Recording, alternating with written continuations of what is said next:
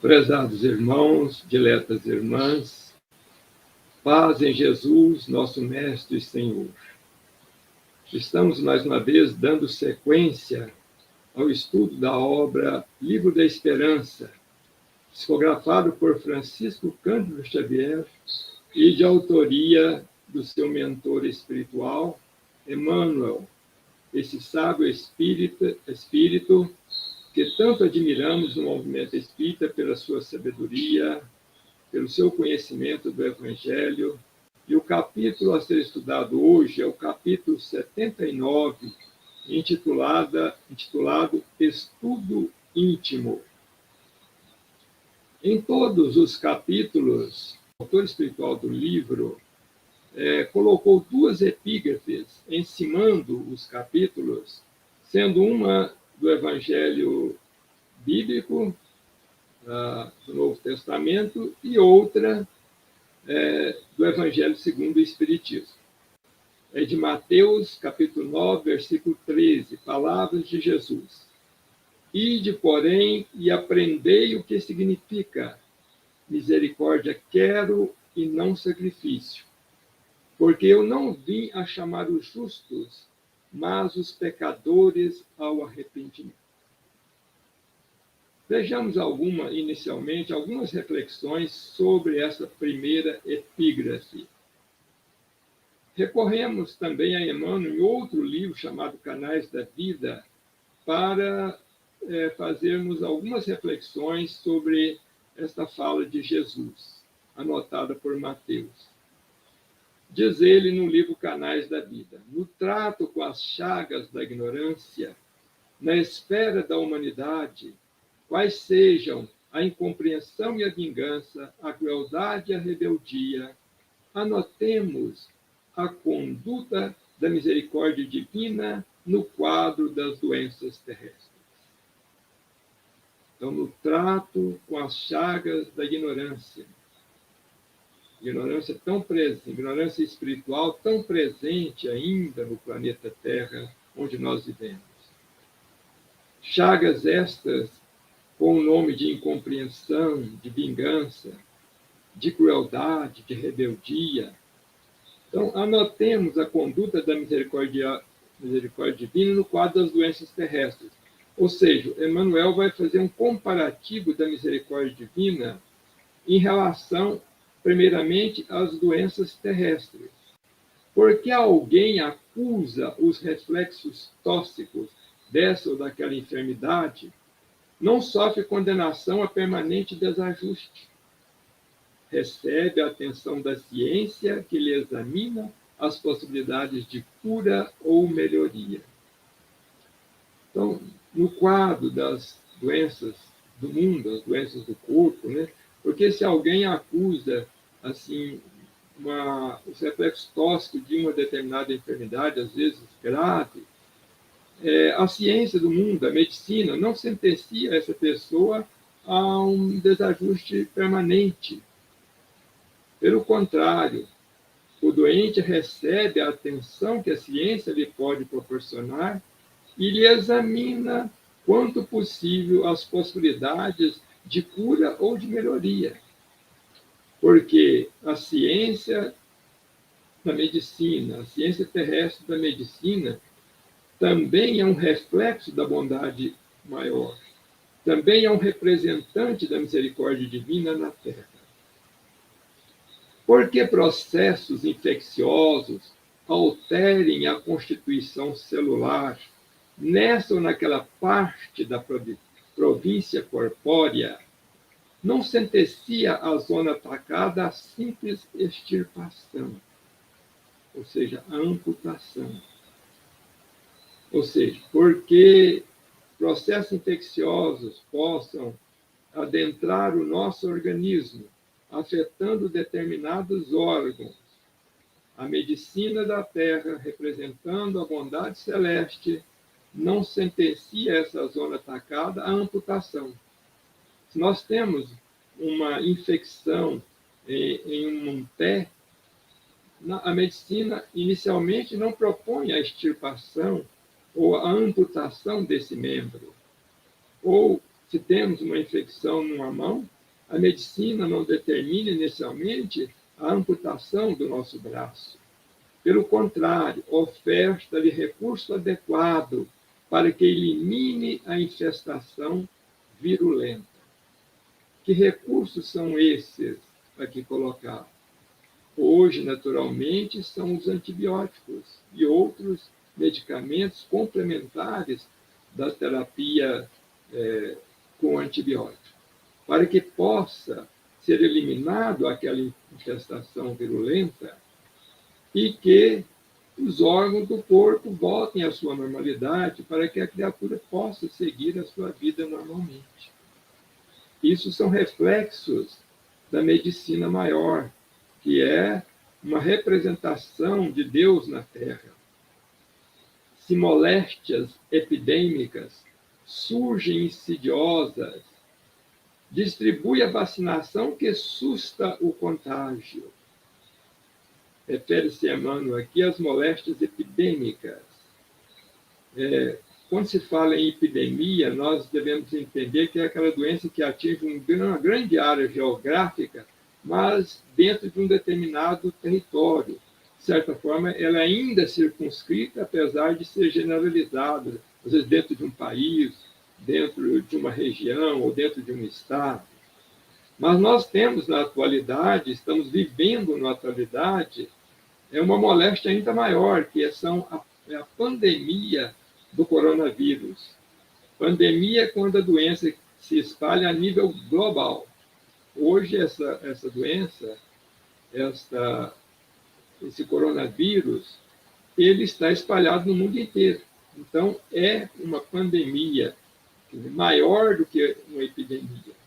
Para tanto, nós estamos recebendo, a humanidade está recebendo, a bênção da vacina, que tem o objetivo de, a médio ou a longo prazo, sustar a continuidade do contágio, para que possa ser vencida essa doença.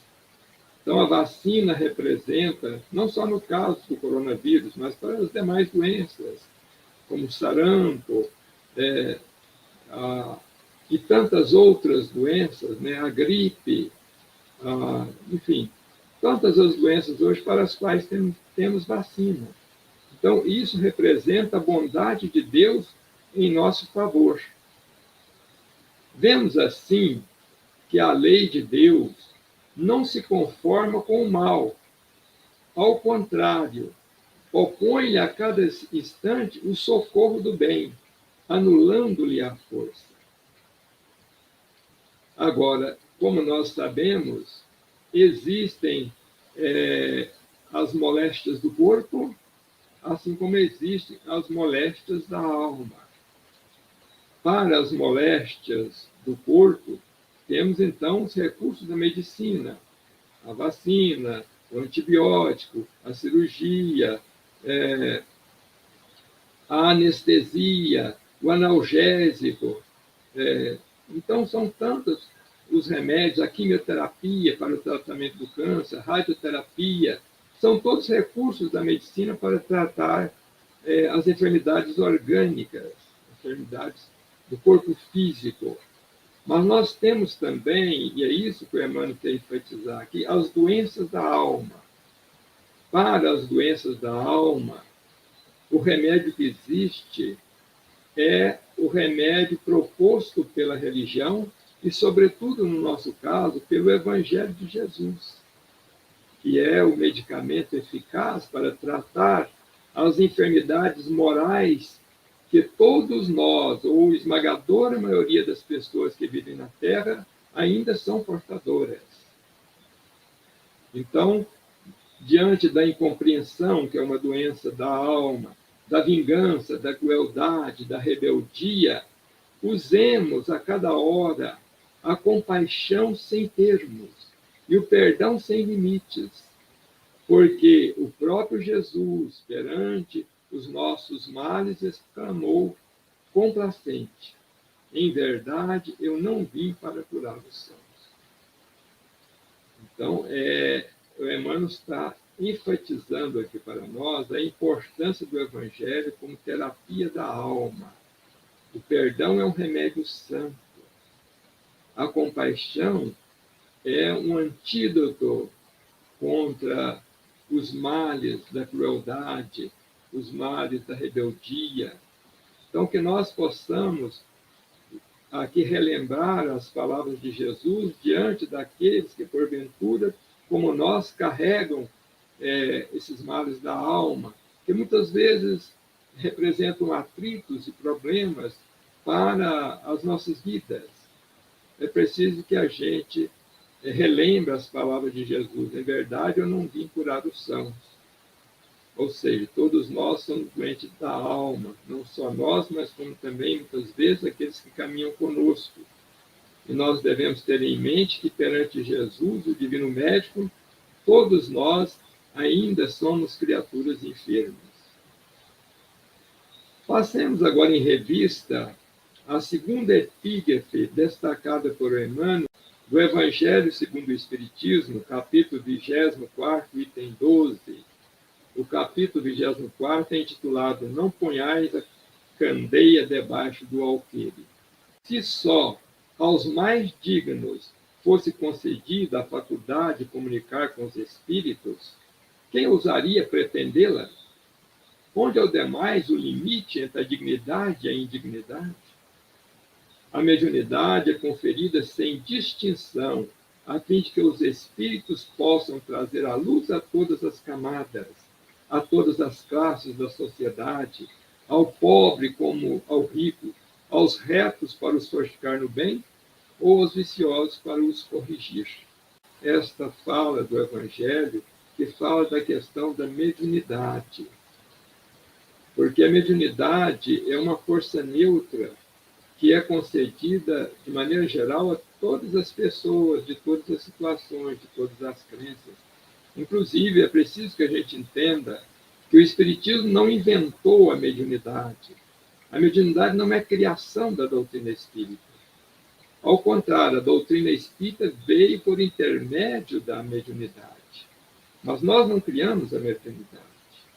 A mediunidade é uma força da alma, a qual é dada a ricos e pobres, a bons e maus, a pessoas dignas ou indignas, né?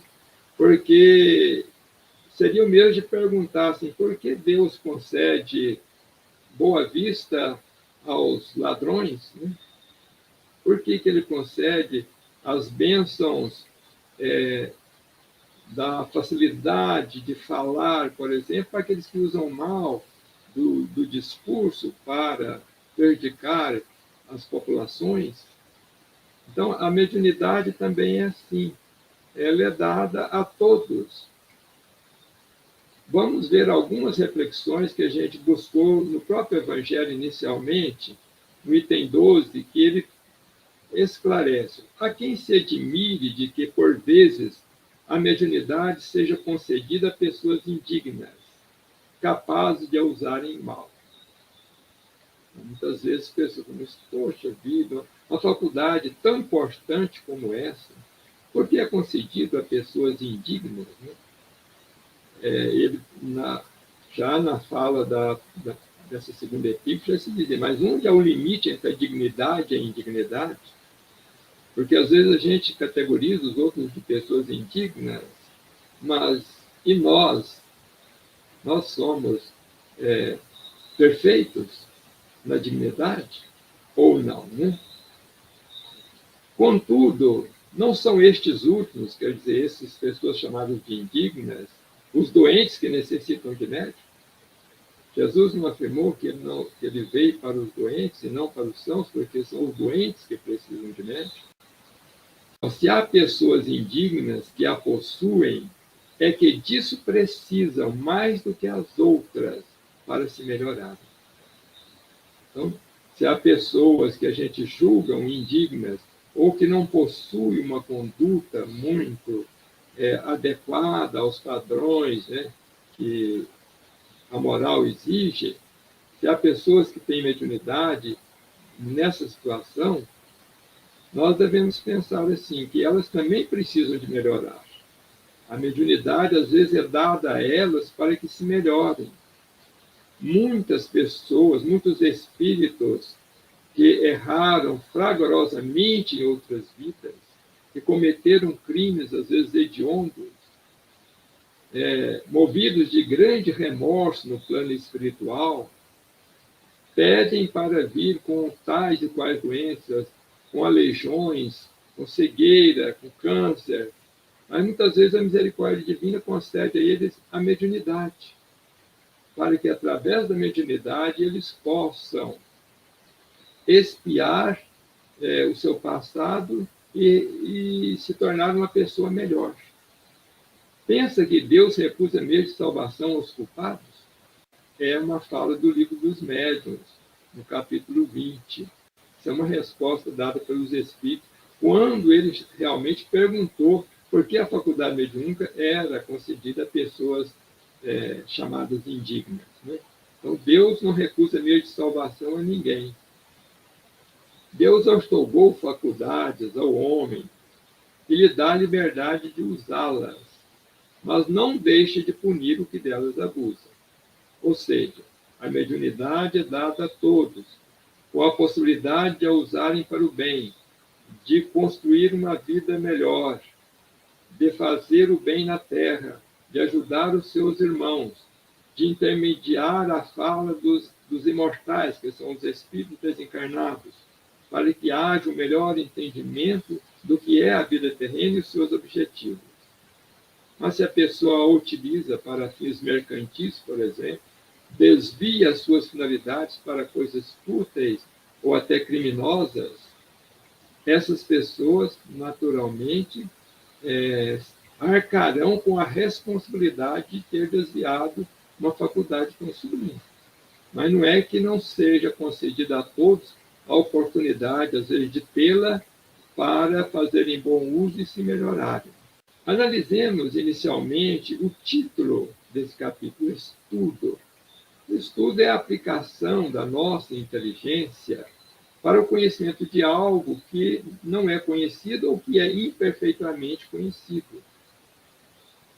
E íntimo é da nossa intimidade, do mais profundo do nosso ser, né?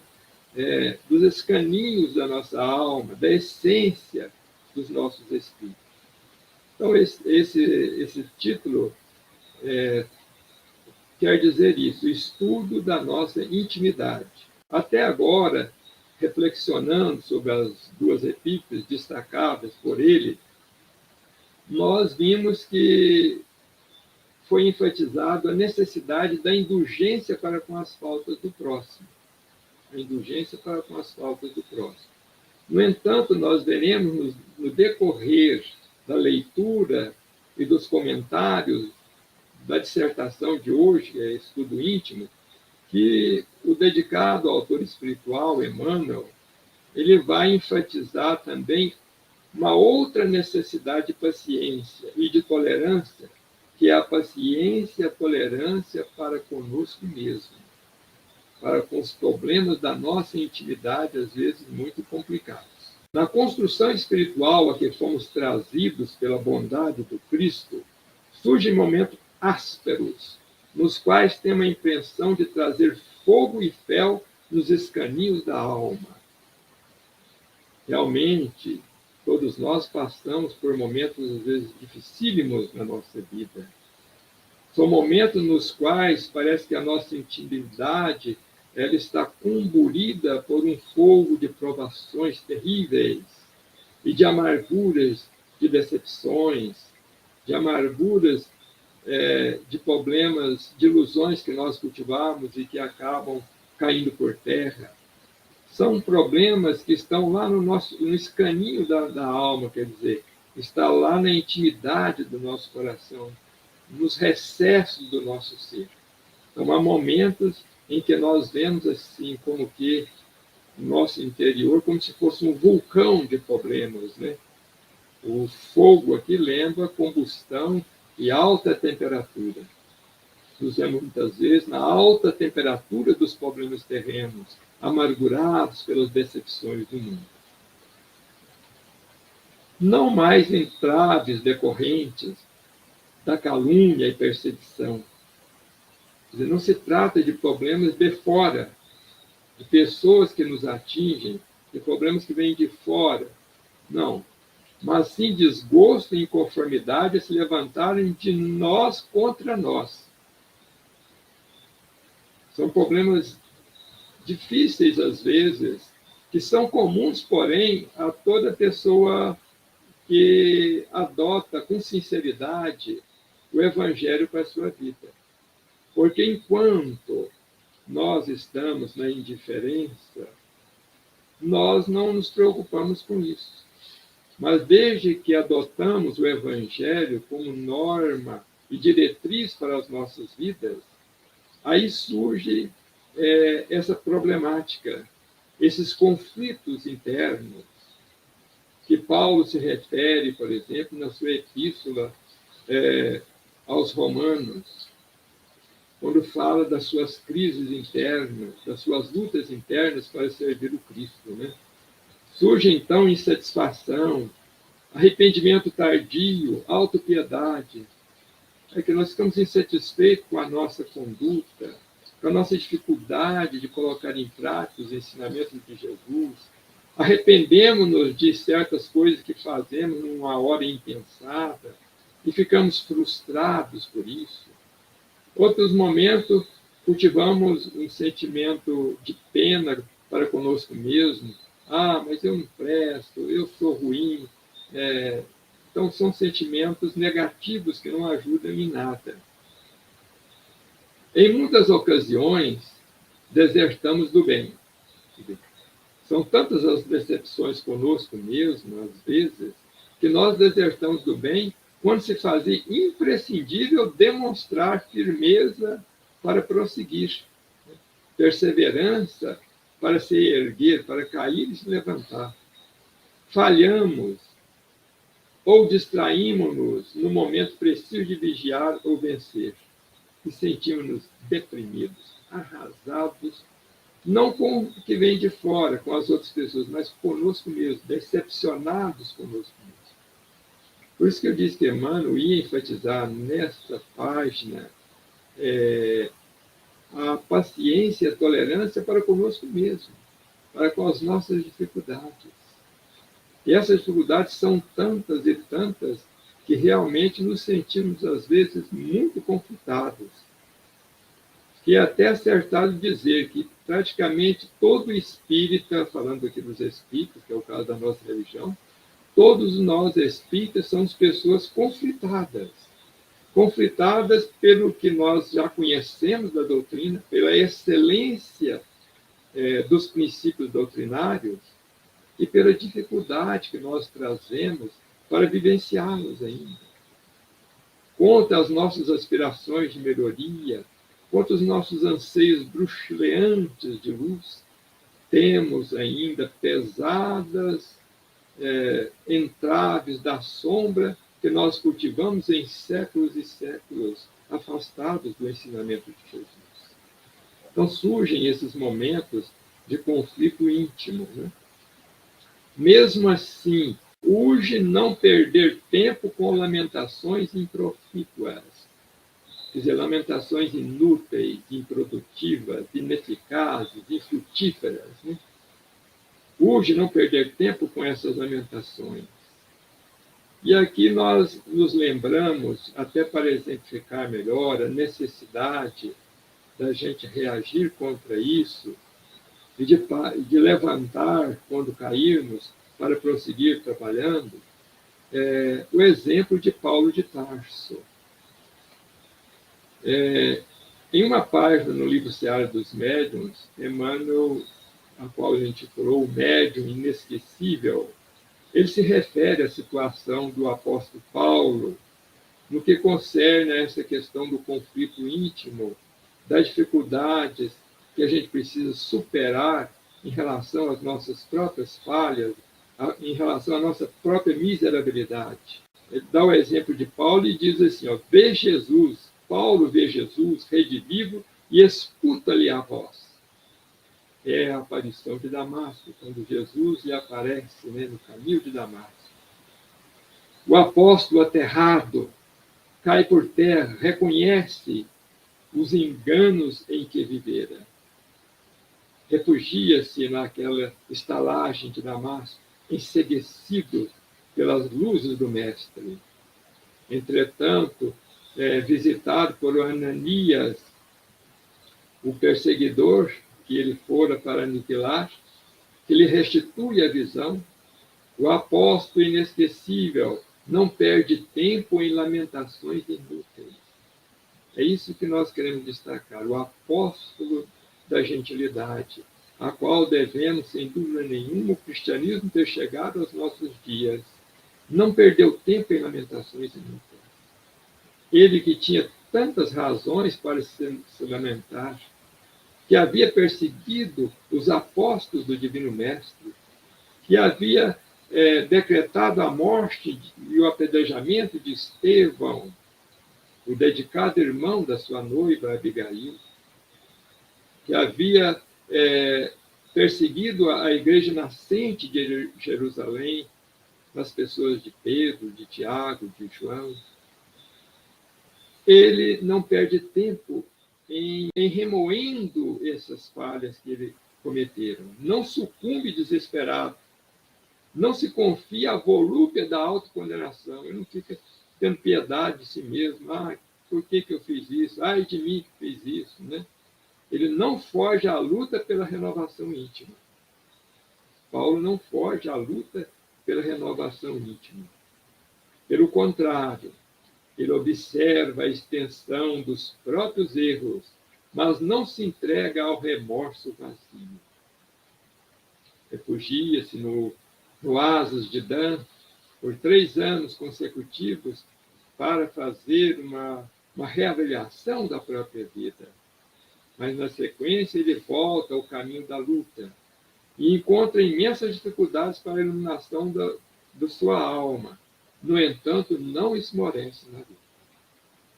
Vemos em Paulo o maior exemplo para nós nestes momentos em que nos sentimos, às vezes, arrasados pelas próprias deficiências, pelos erros cometidos, às vezes, em nossa vida.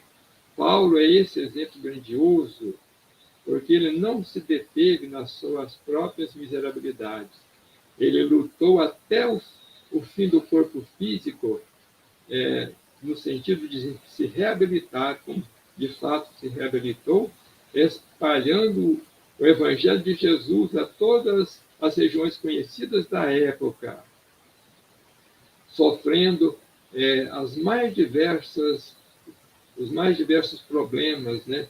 Foi apedrejado, foi renegado pela própria família, os próprios companheiros do Sinédrio queriam decretar-lhe a morte, e ele veio realmente ser sacrificado em Roma no final dos seus dias. Então, este é um grande exemplo que nós queremos destacar aqui para todos nós que às vezes nos sentimos abalados pelas nossas próprias falhas. Reconhecemos-nos falhos em nos referindo aos valores da alma, ante a vida superior. Ante a vida superior, pelo que nós conhecemos de doutrina, a nossa situação, via de regra, é de muita pequenez. Nós diz Emmanuel, abstenhamos-nos de chorar inutilmente no beco da autopiedade. Ao invés disso, trabalhemos na edificação do bem de todos.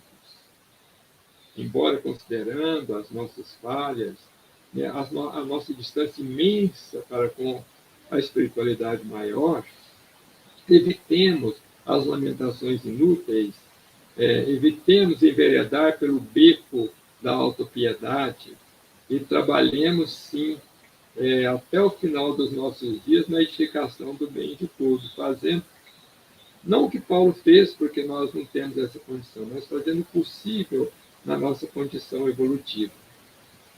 Claro que não nos compete descambar na irresponsabilidade.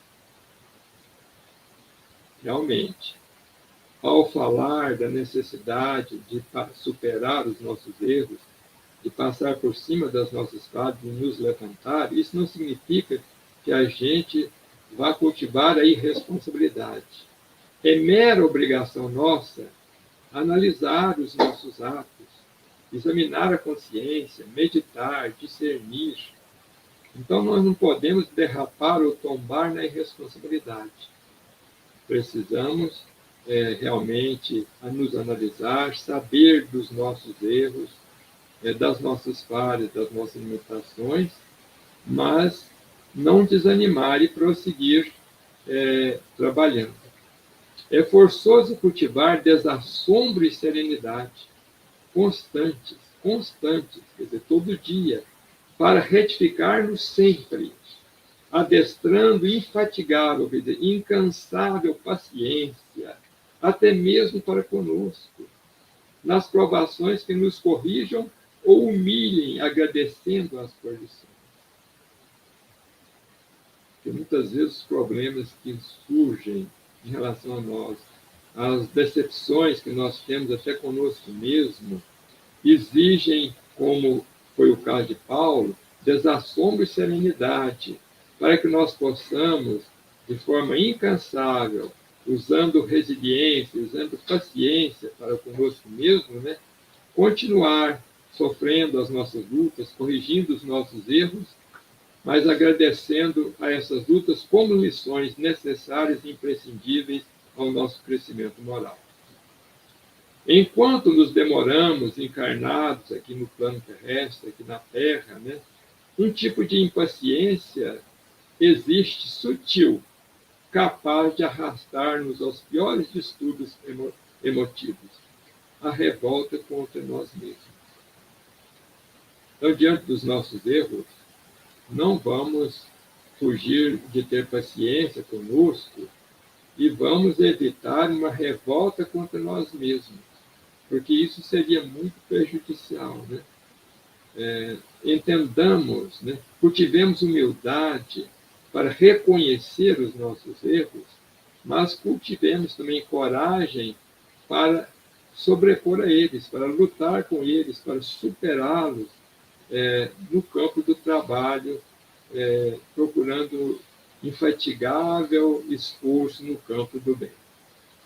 Nossas perturbações emocionais, quase sempre, decorrem de nossa relutância, quer dizer, da nossa indecisão, da nossa resistência em aceitar alguns dos aspectos menos agradáveis, conquanto passageiros da nossa vida. É preciso, às vezes, aceitarmos tais quais somos. Não ficarmos invejando aqueles que já estão um pouco à frente, que já se destacam, que já são capazes de exemplificações maiores, de uma conduta mais ilibada, que são capazes de produzir um pouco mais no campo do bem. Evitemos ficar mirando nessas situações, aceitemos-nos com os nossos aspectos menos agradáveis, sabendo que são passageiros na nossa vida, porque nós estamos na luta evolutiva e se nós persistirmos no bem, nós vamos pouco a pouco superar essa fase ainda, quando nós estamos muito ainda vinculados a um passado de sombra, ensaiando os nossos passos para a luz. Essa é uma realidade que nós devemos ter em mente.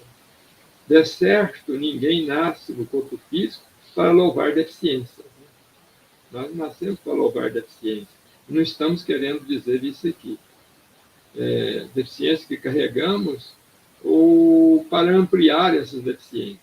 Mas é preciso aceitar-nos como somos e fazer o melhor de nós. Não vamos louvar as nossas deficiências. Eu tenho esse erro, mas fazer o quê? Né? Não tem jeito mesmo, né? Não vamos ampliar também esses nossos erros, nos permitir falir de novo na existência. Mas é preciso aceitar-nos tais quais somos para fazer o melhor que nos for possível. Porque se a gente não se aceitar como com as suas limitações e problemas, a gente não consegue construir nada. A nossa luta é diária. Diz lá o Evangelho que o verdadeiro espírita se reconhece pela sua transformação moral e pelos esforços que faz para domar as suas más paixões. Ou seja, más paixões ou erros e falhas são comuns ainda na vida do espírito. A diferença é que nós não vamos nos acomodar a eles, não vamos louvar as nossas deficiências, mas nós vamos lutar com elas, né? Observemos o que estamos realizando com o tesouro das horas e de que espécie são as nossas ações a benefício dos semelhantes. O que nós estamos fazendo com o tempo que nos é dado, né? Que nós desfrutamos da presente existência, o que nós estamos fazendo com as possibilidades mínimas que nós carregamos, porque todo mundo tem algo de bom dentro de si, o que nós estamos fazendo, que espécie de ações nós estamos desenvolvendo em favor daqueles que caminham ao nosso lado, são o nosso próximo, os nossos semelhantes. Porque não existe outro caminho para superar deficiências que não seja do trabalho. E no caso das deficiências morais, é do trabalho no bem em favor daqueles que caminham conosco, às vezes em dificuldades ainda maiores. E procurando aceitar-nos como somos, sem subterfúgio, quer dizer, sem evasivas, sem desculpas, sem fugas ou escapatórias, evitemos estragar-nos com queixas e autocondenação, diligenciando buscar, isso sim, agir, servir e melhorar no sempre. É outro conselho de Emmanuel, né? Procurando aceitar-nos da forma como nós somos. Não é que a gente vai negar que tenha defeitos, não vamos nos valer de subterfúgio, de evasivas, para esconder aquilo que nós realmente somos, né? Mas evitemos estragar-nos com queixa e autocondenação. Ficar queixando-se de tudo. Porque eu não tenho jeito, eu não consigo, eu sou falho, eu falei de novo. Evitemos esse tipo de coisa, né? E diligenciando, buscar, sim, agir, servir, melhorar-nos sempre. Essa é a regra de superar os problemas. Não há outra maneira a não ser essa, de agir, servir e melhorar-nos sempre. Muitas vezes, perguntamos-nos por que teremos sido convocados à obra do Evangelho, se por enquanto somos portadores de numerosas fraquezas e moléstias morais. Contudo, vale considerar que assim sucede justamente por isso, por quando Jesus declarou francamente não ter vindo à Terra para reabilitar os santos.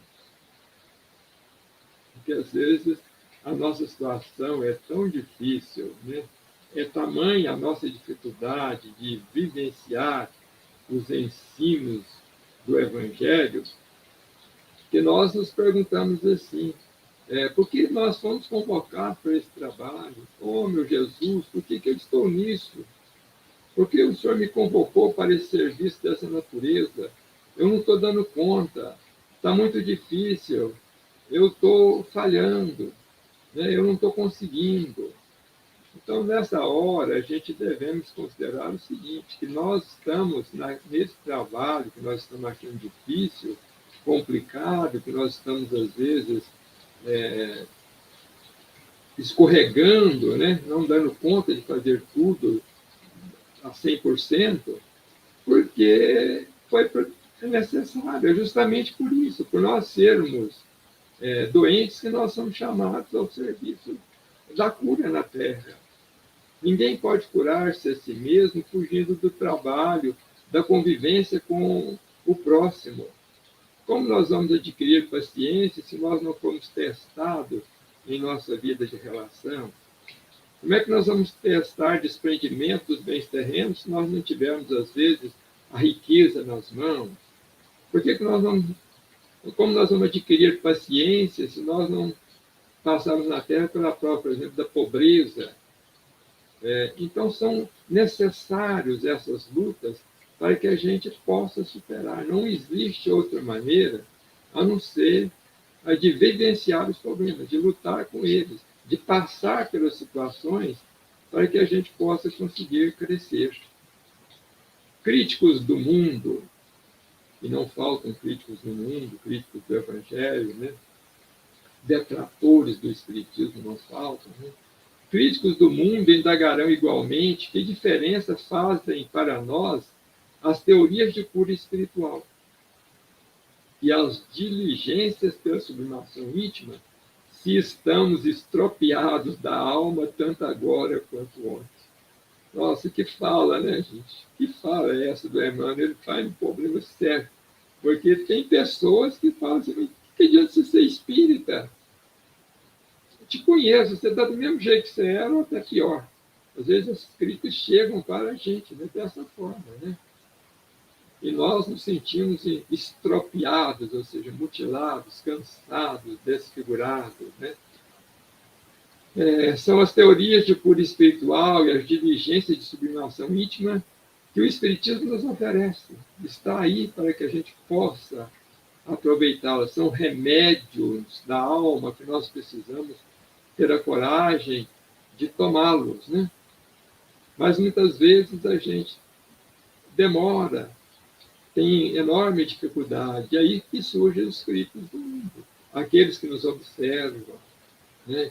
E falam, mas o que adianta você ser espírita? O que você está fazendo? Você está do mesmo jeito que você era. Então, é preciso que a gente lute contra isso, né? Podemos, aí Emmanuel nos dá uma resposta aqui. Né? Podemos, entanto, responder esperançosos e otimistas, com esperança e otimismo no coração, que há muita diferença do antes e do agora. De vez que no passado éramos doentes insensatos, quer dizer, nos comprazíamos na enfermidade, agravando inconscientemente os nossos males. Essa é a nossa situação de antes. Não é que nós agora estamos iguais ou piores do que antes.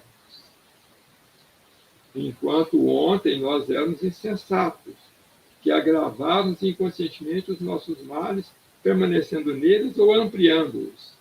Agora, hoje, conhecemos as nossas enfermidades. Essa é a diferença.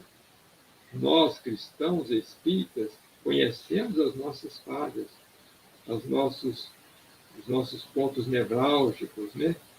E estamos, na doutrina espírita, tratando-os com atenção e empenhando-nos incessantemente em fugir desses erros, desses males. Então, essa é a grande diferença. Antes, nós nos comprazíamos neles, ou nem tínhamos consciência desses males. Hoje, na doutrina espírita, nós temos consciência, nós temos informação, estamos sabedores que temos esses males e nos estamos empenhando em lutar dia a dia com eles. Né? Essa é a grande diferença. Reconhecer a existência do erro ou do desajuste em nós é sinal de melhoria e progresso.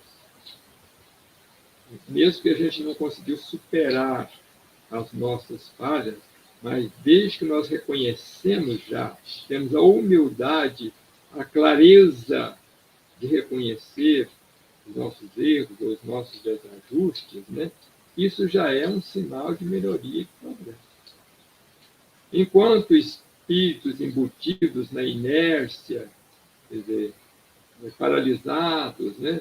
Indiferentes, não enxergarmos as próprias necessidades morais. Mas hoje, porém, nós as enxergamos, temos consciência delas e devemos lutar contra elas desassombradamente, persistentemente, com resiliência, procurando sempre, quando cair, levantar e prosseguir. Agradeçamos desse modo, meus irmãos, da doutrina espírita, a luz espiritual de que já dispomos, para analisar a nossa personalidade, nosso interior, nosso espírito, e abraçando as tarefas de equilíbrio ou reequilíbrio que nos compete efetuar no próprio espírito, no próprio coração, na própria alma, na própria intimidade, enfrentemos os nossos obstáculos com paciência e serenidade, na certeza de que podemos solucionar todos os problemas na oficina do serviço com a bênção de Deus. Então, nós desejamos a todos os irmãos muito serviço, mas muito serviço mesmo, na certeza, serviço este na sagrada oficina de trabalho de nosso Senhor Jesus Cristo, na certeza de que não nos faltará a bênção de Deus e o amparo do outro.